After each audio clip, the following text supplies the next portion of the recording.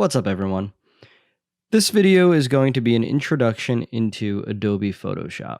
I want to cover a few of the basics and enough to get you started, and so you know where you want to go and start to see some of the things that this program can do. There's a lot to cover in Photoshop, and this is going to by no means make you an expert, and that's not the goal. It's just to show you enough to start to see how you can play around with this program and decide if you want to really dig deeper. Let's get started. I have Photoshop open. It's Photoshop specifically CC 2020, working on a Mac.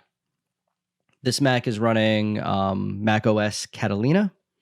So this is giving you some understanding of if some things look a little different on my end than yours, you know why that is. Overall, there shouldn't be many differences. I have students ask me all the time about using Photoshop on a PC instead, and how different will it be, and will it work? Yes, everything's going to work on both Mac or PC. The only difference will be some of the modifier keys for the most part. When I say Command for, say, Command Z for undo, it would be Control Z on a PC instead. Aside from that, everything is going to stay basically the same, right? So when we open up Photoshop, like most Adobe programs, we get this welcome screen. And I can choose Create New here. I can go up to File and choose New. Or on the keyboard, if I'd like, I can hold down Command, and you can see my quick keys pop up right here. Command and N would do the same thing. Right now, when I open this up, for those of you that have used other Adobe programs, this will seem very familiar.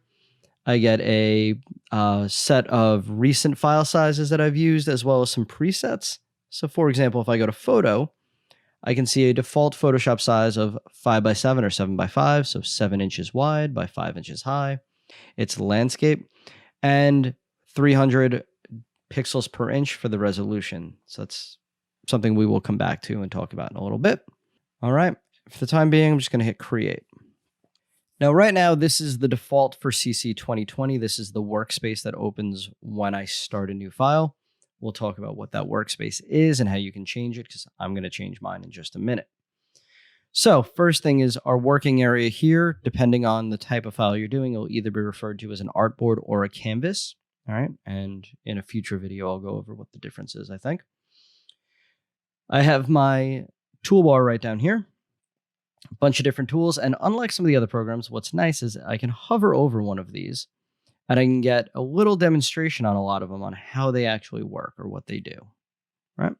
And then I also get in parentheses the quick key to access this. So you might see me hit V instead of clicking on my move tool, for example, right?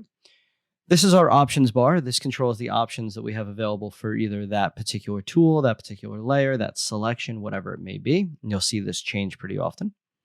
We have our type menus up top. So if I say go up to Window, this is what I mean. Our particular tab for our file right here. And then all of these docked palettes. And there's a lot going on right now. And if you have a smaller screen especially, there's probably too much to be really understanding everything that's here. Learn would be a good spot if you've never opened this, or if you have and you just haven't played with this version, or it's been a while. Go through this and you can play around with some of these options. If you don't see that, again, Window will be where all of these live. So anything that you want to see on the right-hand side, if you don't see, go to Window. It'll be right there. So in that particular case, it's under Learn. Library, I have some things that I've saved. You're not going to see these. These are gradients I've used in other applications, things like that I have saved. I'm going to just minimize all those. I'm going to hit that double tap up arrow and just minimize those in. I don't really need them available right now. If you want to preset that workspace, or if yours looks totally different in 2020, if I go to Workspace, that was the Essentials workspace, and you could always choose Reset Essentials to get it back looking like what it was, or again, this little collapsible arrow here. You could also make up your own workspaces, which I tend to do quite a bit. All right, so now get started. Photoshop is a raster-based program. That is to say, it is a pixel-based program. Everything that you see on screen is made up of pixels. Now, each of those pixels is sort of indifferent to Photoshop. They might have a different color value, but Photoshop doesn't know what you're looking at typically. Now, it's not like a program, say Illustrator or any other vector program, where you could just click on an object and move that object around. It's all about selecting what pixels you want and what pixels you don't want.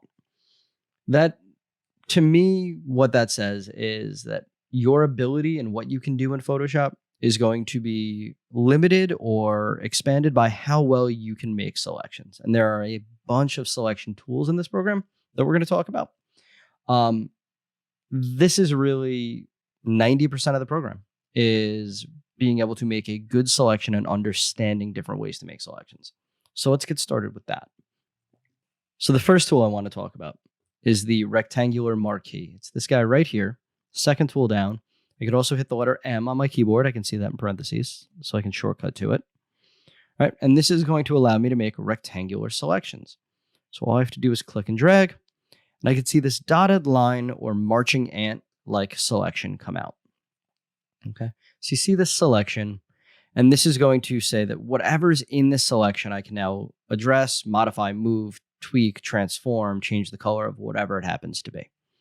All right, now, if I click just outside of it, I see it go away. And the reason for this is you can only ever have one selection made at a time in Photoshop.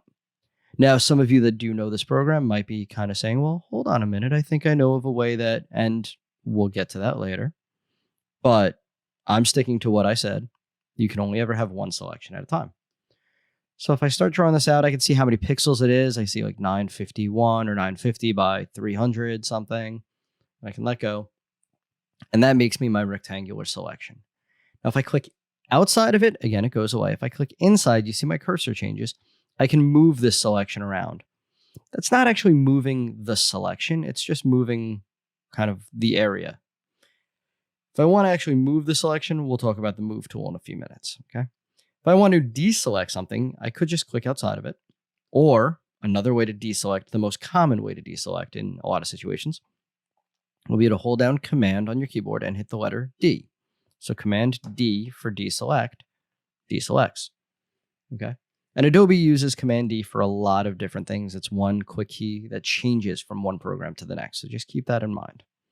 All right. If you're familiar with some Adobe programs, a lot of the quick keys will stay the same. For example, Command plus zooms in.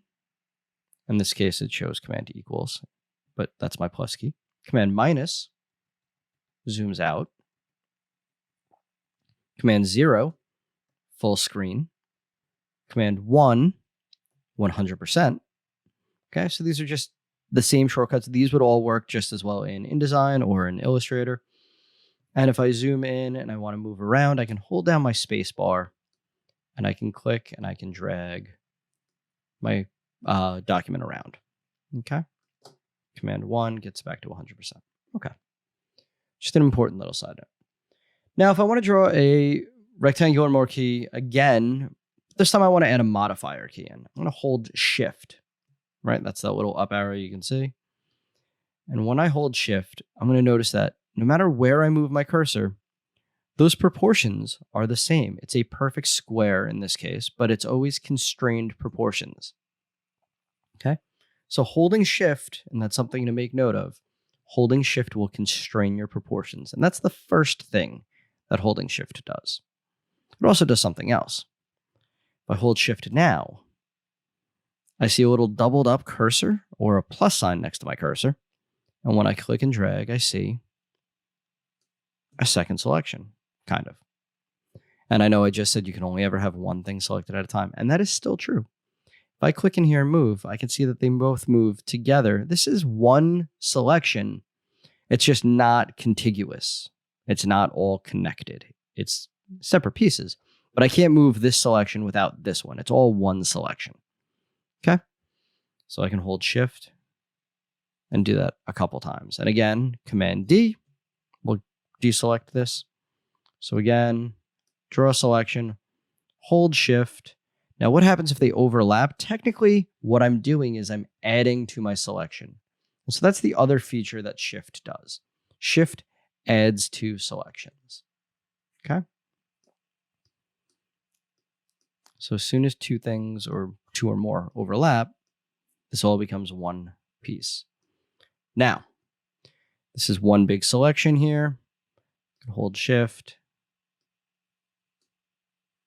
What if I wanted 2 perfect squares? Well, I'm holding Shift, but now it's not going to give me my square. I could try to do it manually.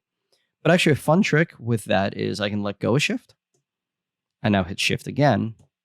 And now that I'm holding it, now it locks it in. So now I can do 2 perfect shapes side by side. Okay. Command D, deselect. Next thing I'm going to do is I'm going to click and I'm going to hold down on my rectangular marquee tool. And I'm going to see that there's others beneath this. The main one, and I can also tell that, by the way, by any of these tools have a downward facing arrow. That means there's more tools underneath. Click and hold. There's my marquee tool for an elliptical marquee now. That gives me an ellipse, or Command D. If I hold Shift, probably could guess it's a perfect circle instead of a perfect square. Okay, nice and easy. Hold Shift again. I can add to this. They overlap. Or hold Shift, start drawing it, let go of Shift, hit it again. All right. What if I decide I didn't want that? I could always go back a step. So another important thing in Photoshop, Command Z in most Adobe programs, or most programs in general. Command Z is undo. If you're using a version of Photoshop older than CC 2020, Command Z only goes back one step. However, as of CC 2020, you can now Command Z multiple times. If you were using an older version and you do Command Z and you want to go back further, you can do Command Option Z, and that would go back multiple steps. So for those of you on an older version, and again, if you're on a PC, it's just Control instead of Command. All right, another modifier key I'd like to talk about, instead of holding Shift and making something a perfect circle, is holding Option. If I hold Option and I draw, I will draw out from the center. And that might be hard for you to see at first. So if you take notice, if I click here, for example, and I drag down into the right, my ellipse goes down into the right. However, if I do that while holding Option, I go down into the right, my ellipse goes out in all directions evenly. It draws out from center. Okay. And I can do both. I could hold Option and I could hold Shift. And now they both, so now it's a perfect circle drawing out from center. Okay, so that's the first function of Option. Option draws from center. So Shift, 2 functions. Adds to a selection, as well as constrains proportions. Option, 2 things. First one, draws from center. Second one, if I hold Option, I can see a minus sign here. If I do that, nothing will happen. But if I overlap, minus takes away from a selection. And this is one of the most important concepts that you can understand with Photoshop. Simply the idea, Shift adds to a selection, Option takes away from a selection. If you can get that down, that makes almost all the other tools that we're going to do later much, much easier. Okay, so you can go back and forth adding and taking away as much as you'd like.